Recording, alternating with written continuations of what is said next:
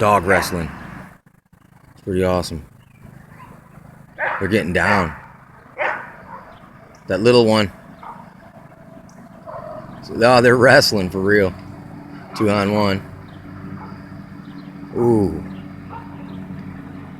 Ooh. Dogs really work the circle. You know what I'm saying? If you watch dogs wrestle and spar, they work the circle. That's either they're in the center of the circle turning, or they're on the outside of the circle working the circle. They go back and forth between the circles.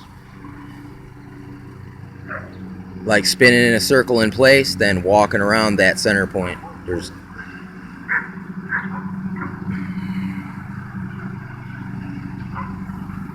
Yeah, see, they're just having fun. Wow. I mean, dogs got insane amounts of energy. It's crazy. All that moving around just as a display of like, look, this is my area, that's your area. Look at him walking away with his tail high. Wow.